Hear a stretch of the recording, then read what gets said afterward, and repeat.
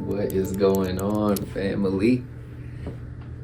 Hope everybody is doing well, and today we're switching it up a little bit, just diving straight into the verse of the day, the main topic of the video, and just going to start by today's reading. That verse is going to be in Romans 8, chapter 1. It says, "There is therefore now no condemnation to them which are in Christ Jesus, who walk not after the flesh, but after the Spirit." And that's it. Really simple and straightforward concept, but yet so profound and so deep and so thought-provoking.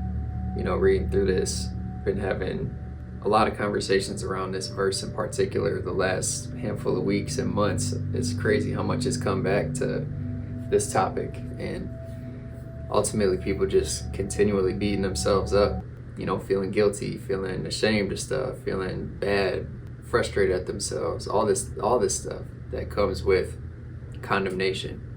And I just think this verse is so simple again, but yet so beautiful, because it says that does not come from God. Like, he will not condemn you. There are a lot of things that he may do, right? He might try and convict you and discipline you and show you a better way, but at the same time, like, he will not make you feel those things, like the guilt, the shame, have you beating yourself up all day, like, dang, I can't believe I messed up again, or dang, I can't believe I did that 5 years ago, or when I was a kid, I can't believe I said that to that person, and just go down this laundry list of things that we've all done wrong, and we just continually wrap our minds and beat ourselves up again about all that stuff. And so with that said, I think it's so beautiful just to have that framework and really start to look at things as far as, like, wait a minute, like, if I'm feeling condemned all the time, if I'm feeling down all the time, and God says that doesn't come from him, right, then it must come from who? It must come from the enemy. It must come from Satan or the evil one, however you want to name him.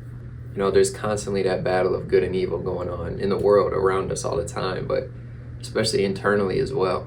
We fight that battle internally. We have to fight away these bad thoughts, these intrusive thoughts, these bad feelings and emotions. And of course, there's seasons where you have to grieve and you feel things that hurt, but this is completely different. Constantly beating ourselves up or condemning ourselves for things, and it kind of traps you, right? At least me personally, like, once I'm in those mindsets and in those moods, I just kind of am sitting with myself, just thinking to myself all this stuff, and it just on and on and on, all this stuff I messed up on, all the bad I've done, and it's like, it leaves you sitting there just like not wanting to get off of the couch or whatever you're doing, right? You start feeling maybe a little depressed, maybe a little anxious, and it just like spirals you out.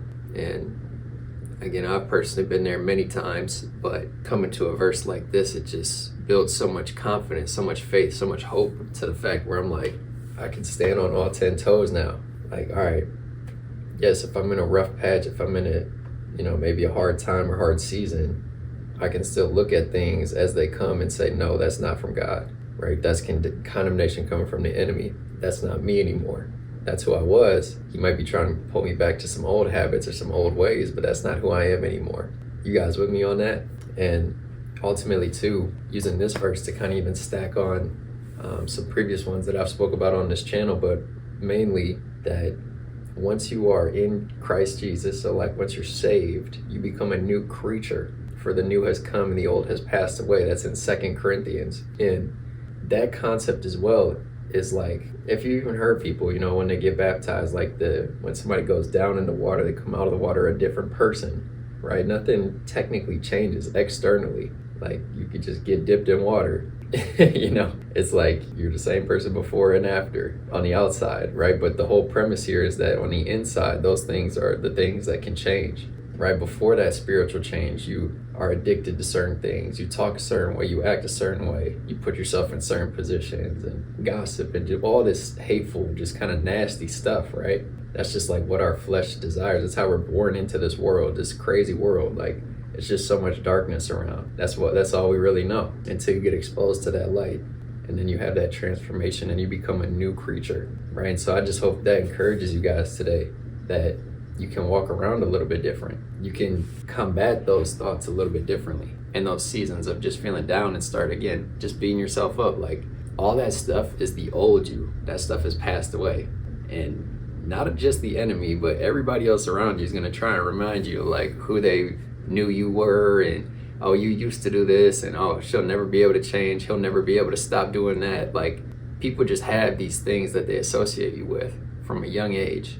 And then all of a sudden you switch, you change, you start turning your life around, and then people are like, man, that's still him. Like, I know nothing's really changed, right? It's gonna be those people that are kind of closer to you, or at least have known you over a longer span of time, that are gonna try and hold you in that box. And so I hope that these two verses kind of stacked on top of each other just bring again a little bit of light, a little bit of encouragement to you, and you can use them in a loving way, right? Internally to know, no, that's not who I am. You know, even if other people are saying certain things or treating you a certain way, like, you can know at the end of the day when you look in the mirror, I'm a new creature, the old has passed away, and there is no condemnation once I'm saved in Christ Jesus. So if it's not coming from him, it's coming from the enemy.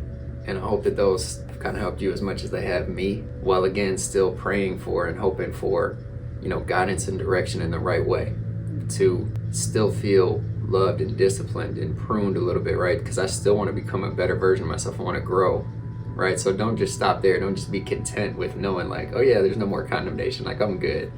Like, of course, there's a lot of peace and rest in that and joy in that. But at the same time, like, continue to strive, continue to push to be a better version of yourself, and pray for challenges and being convicted, right? For the better. You know, God has always wanted to shape us and mold us to become the best version of ourselves. So that framework has really helped me. And again, it's come up so many times in conversations lately that I'm hoping it resonates with you guys as well.